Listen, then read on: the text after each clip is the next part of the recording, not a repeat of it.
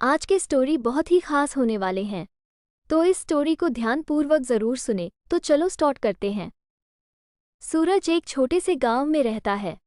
गांव में शहरों जैसा माहौल नहीं होता। यहाँ हर कोई एक दूसरे को अच्छी तरह से जानता और पहचानता है। सूरज अभी 19 साल का हुआ है और यही वो उम्र होती जब कुछ एहसास आपके अंदर आने लगते हैं। सूरज एक गरीब परिवार से है। माँ और पिताजी दोनों काम करते हैं ताकि सूरज और उसकी छोटी बहन की अच्छी से पढ़ाई लिखाई हो सके। सूरज के घर के पीछे एक बरामदा है, जैसे कि गांव में घर होते हैं, थोड़े खुले हुए। सूरज अक्सर गर्मियों में छत पर सोया करता है और आज भी सूरज छत पर सोया है, लेकिन कुछ शोर की वजह से उसकी आंख खुल जाती है।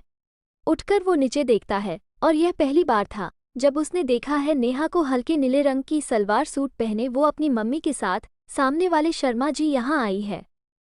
वो शर्मा जी की भांजी है। उसकी मम्मी ऑटो वाले के पैसों को लेकर बहस कर रही है। सुबह गर्मियों का सूरज है तेज। नेहा बैग लिए खड़ी है। उसकी आंखों पर सूरज की रोशनी आ रही है। ये देखकर सूरज, असली सूरज और नेहा के बीच में आ जाता है।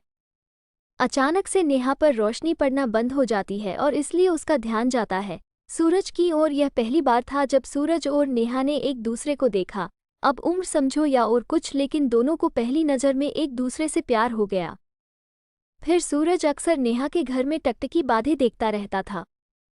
नेहा के मामा जी के घर के किचन की खिड़की रोड की ओर खुलती है, इसलिए सूरज अपने घर के बाहर ही डेरा जमाए रखता है। एक दिन सूरज अपने घर की छत पर खड़ा होकर पतंग उड़ा रहा था।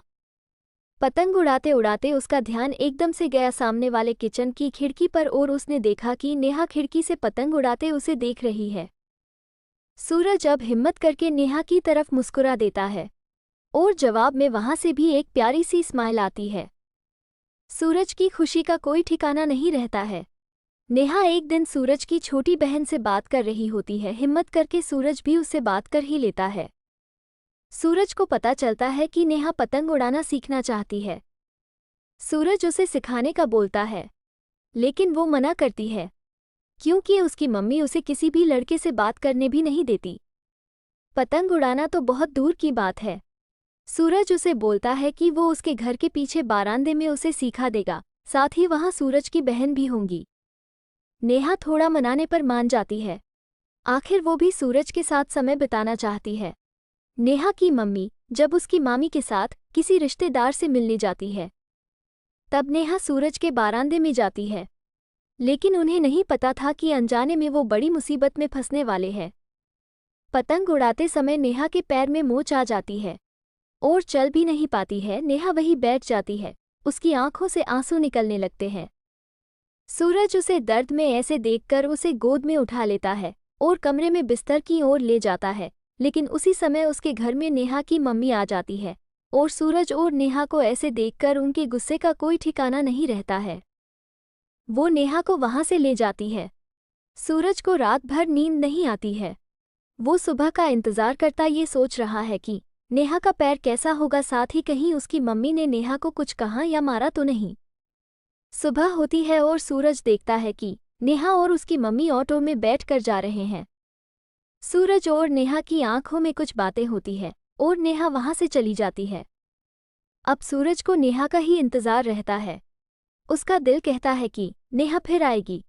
इंतजार में करीब 1 साल बीत जाता है और साल भर के बाद फिर उसे सामने वाले किचन में नेहा दिखाई देती है।